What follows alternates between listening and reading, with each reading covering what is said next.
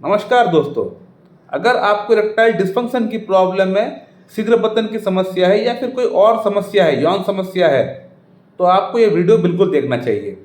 ये जो पेशेंट का आप स्क्रीनशॉट देख रहे हैं, इस पेशेंट को बेसिकली दो समस्या है, मोटी मोटी तौर पे दो बड़ी समस्या है। नंबर वन, इनका प्रॉब्लम है इंसोमेनिया, यानी इनको रात को नींद नहीं आता है ठीक से, जिसके लिए इनको एलोपैथी की गोली खाना पड़ता है हर दिन। और ये गोली खाने के कारण से ही इनका अंदर सेकंड प्रॉब्लम उत्पन्न हुआ है, वो है इरेक्टाइल डिस्फंक्शन की प्रॉब्लम, लो लिबिडो की प्रॉब्लम, जो कि इनका अंदर पहले था नहीं।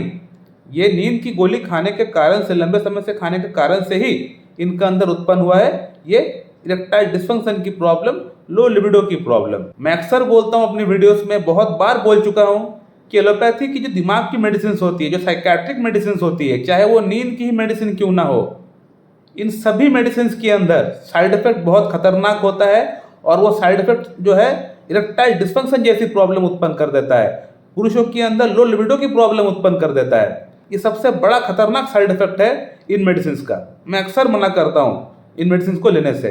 एंजाइटी के लिए बहुत लोग लेते हैं, डिप्रेशन के लिए बहुत लोग लेते हैं, नींद के लिए बहुत लोग लेते हैं। तो उन पेशेंट के अंदर कहीं ना कहीं यौन समस्या उत्पन्न हो ही जाता है इन मेडिसिन को इस्तेमाल करने के कारण से।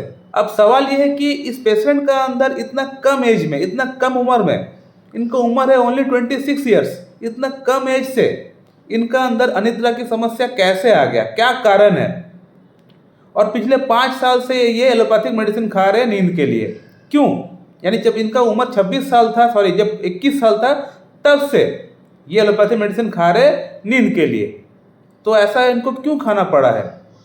जो जेन्युइन होम्योपैथ है, जो क्लासिकल होम्योपैथ है, हमेशा जानने का प्रयास करेगा कि क्यों इनको खाना पड़ रहा है, क्यों, वाई, इतना कम एज से क्यों खाने का दरकार पड़ रहा है इस पेशेंट को। हम लोग हमेशा डिजीज का रूट कॉज क्या है वो जानने का प्रयास करते हैं। तो पेशेंट को हम सवाल किए, पूछे कि क्या है, कोई हादसा हुआ है आपका लाइफ में, कोई प्रॉब्लम हुआ है आपका लाइफ में, कोई घटना घटित हुआ है आपका लाइफ में जिसके बाद से आपका अंदर ये प्रॉब्लम शुरू हुआ है? तो पेशेंट ने बताया कि डॉक्टर साहब, आज से 5 साल पहले मैंने एक व्यक्ति का एक्सीडेंट अपना आँख के सामने देख लिया था, उसके बाद से ही मेरा अंदर ये प्रॉब्लम शुरू हुआ है। ऐसे बहुत लोग हैं जो कि थोड़ा सा कमज़ोर दिल के होते हैं, थोड़ा सा सेंसिटिव होते हैं, उन लोगों को ये बात जल्दी हिट हो जाती है, भूल नहीं पाते। Centre cortex of the cerebrum में जाके हिट करता है ये मैटर, वो वहाँ से निकल नहीं पाता है, जिसके कारण से बहुत सारे रोग उत्पन्न हो सकता है। और इसी मन के कारण से बहुत सारे रोग उत्पन्न हो सकता है। ये एलोपैथिक साइकेट्रिक जो डॉक्टर्स है, जो एमबीबीएस करके बैठे हुए, उनका समझ के परे है ये बात, वो समझ नहीं पाते हैं। इन सिम्टम्स का कोई उनके पास कोई वैल्यू नहीं है। वो लिखेंगे भी नहीं कि एलिमेंट फ्रॉम फ्राइट आफ्टर, नहीं लिखेंगे वो कि पेशेंट का अंदर ये फ्राइट एलिमेंट हुआ है उसके बाद से इनका अंदर प्रॉब्लम है, वो प्रिस्क्रिप्शन में नहीं लिखेंगे। वो सिर्फ इतना लिखेंगे इंसोमेनिया। लेकिन इस पर्टिकुलर सिम्टम का वैल्यू हम लोग देंगे, क्योंकि हमें पता है कि मन ही है जो बॉडी को चलाता है, शरीर को चलाता है। तो मन से बहुत सारे रोग उत्पन्न हो सकता है, जिसे हम लोग बोलते हैं साइकोसोमैटिक डिसऑर्डर, साइकोसोमैटिक डिजीज हम लोग बोल सकते हैं। साइको मीन्स माइंड, दिमाग, और सोमैटिक मीन्स बॉडी, यानी ऐसा रोग जो उत्पन्न हुआ है माइंड से और उसका रिफ्लेक्शन, उसका सिम्टम्स, उसका पैथोलॉजी, पैथोलॉजी तो नहीं कहेंगे, उसका जो भी रिफ्लेक्शंस है वो बॉडी में दिख रहा है। यानी पेशेंट को मन के कारण से दिक्कतें चालू हो गया है बॉडी में, तो इसको हम लोग बोलते हैं साइकोसोमैटिक डिसऑर्डर, साइकोसोमैटिक डिजीज। अब इस पेशेंट का अंदर एलिमेंट फ्रॉम फ्राइट आफ्टर के बाद से ही प्रॉब्लम स्टार्ट हुआ है। तो एलिमेंट फ्रॉम फ्राइट आफ्टर के बाद से कौन कौन सी मेडिसिन है होम्योपैथी में हम लोग इस्तेमाल कर सकते हैं?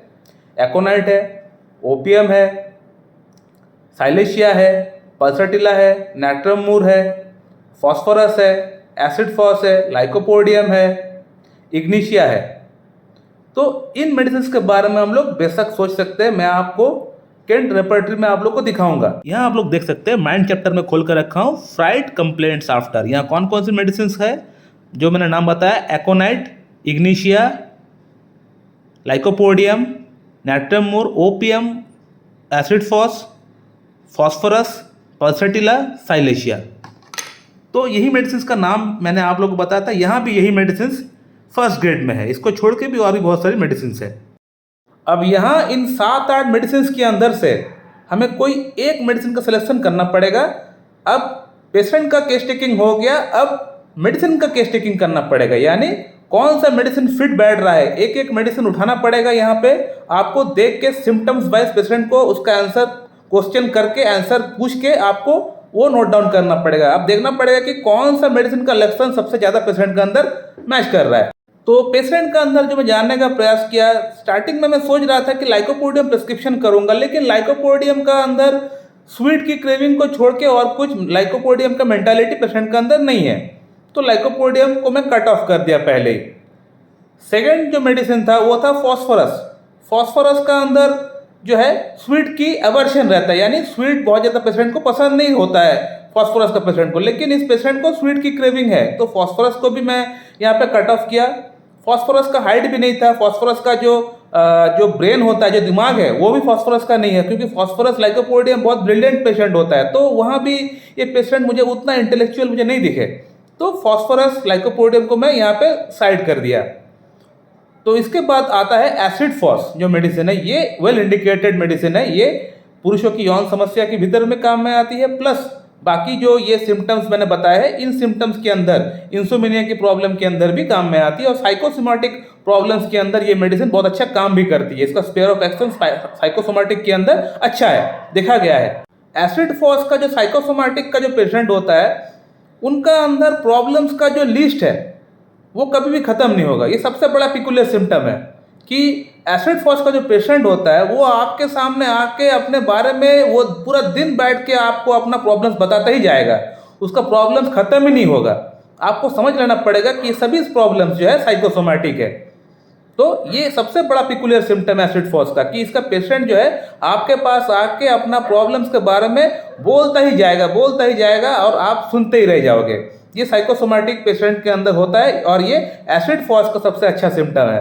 एसिड फॉस का और एक सिम्टम ये था कि पेशेंट का अंदर इनडिफरेंस आ चुका था, क्योंकि जाहिर सी बात है इतना साल से वो ठीक से सो नहीं पा रहे, मेडिसिन खा रहे सो पा रहे हैं तो सो नहीं पा रहे, साथ में इरेक्टाइल डिस्फंक्शन का प्रॉब्लम भी स्टार्ट हो गया, तो एक इनडिफरेंस तो पैदा होगा ही, और मन में एक डर बैठ गया, बाहर निकलने में एक फोबिया हो गया है, क्योंकि एक एक्सीडेंट देख लिए उसके बाद से इनका अंदर एक फोबिया भी हो गया है, एक होम सिकनेस भी इनका अंदर आ गया है।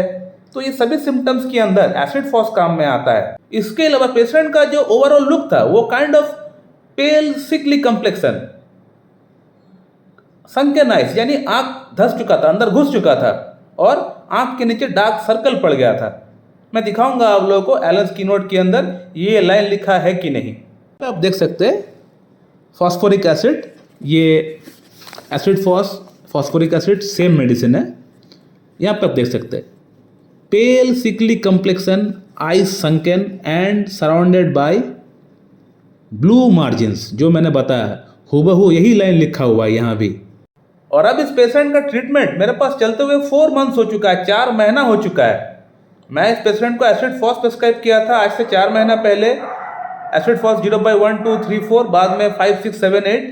इससे हुआ ये कि पेशेंट का अंदर जो इंसोमेनिया की प्रॉब्लम थी, जो रात को नींद नहीं आता था, जो एलोपैथिक गोली खाना पड़ता था, वो टोटल आहिस्ता आहिस्ता पूरी तरह में विड्रॉ कर लिया। तुरंत विड्रॉ नहीं किया, एक दिन छोड़ के एक दिन पहले खाने के लिए बोला, उसके बाद 2 दिन छोड़ के एक दिन, उसके बाद 3 दिन छोड़ के एक दिन, उसके बाद मैंने 1.5 महीने के अंदर पूरी तरह एलोपैथी की जो गोली है उसको मैं विड्रॉ कराया, और मेरा मेडिसिन जो है उसको मैं पूरी तरह इंप्लीमेंट कराया पेशेंट के अंदर। अब पेशेंट का अंदर कोई प्रॉब्लम नहीं है, इंसोमेनिया इनका अंदर बिल्कुल भी नहीं है, कोई मेडिसिन खाने की दरकार नहीं पड़ता इनको। और साथ ही साथ ये टैबलेट खाने के कारण से जो इनका अंदर इरेक्टाइल डिस्फंक्शन की प्रॉब्लम, लो लिबिडो की प्रॉब्लम स्टार्ट हुआ था, उत्पन्न हुआ था, ये भी काफ़ी हद तक ठीक हो चुका है, 70-80% ठीक हो चुका है। अब पेशेंट का फीडबैक आप देख सकते हैं, पेशेंट ने लिखा है कि इनको काफ़ी अच्छा इंप्रूवमेंट हो चुका है इंसोमेनिया के अंदर, और इरेक्टाइल डिस्फंक्शन के अंदर, लो लिबिडो के अंदर इनको काफ़ी अच्छा इंप्रूवमेंट हो चुका है अब। सो माय डियर फ्रेंड, ये है क्लासिकल होम्योपैथी। यहाँ मैंने सिंगल मेडिसिन प्रेस्क्रिप्शन किया पेशेंट को, कोई piscidia mother tincture, passiflora mother tincture, coffea cruda 30-200, कोई कैलिफॉस 6X प्रेस्क्रिप्शन नहीं किया पेशेंट को। एक ऐसा मेडिसिन दिया जो कि पेशेंट का टोटलिटी के बेस पे था, और वो मेडिसिन काम कर गया, पेशेंट का सभी प्रॉब्लम्स ठीक कर गया। इसे कहते हैं classical homeopathy. So my dear friend, अगर आप लोग को वीडियो अच्छी लगी है तो लाइक करें, शेयर करें, सब्सक्राइब करें। So thank you very much and have a good day.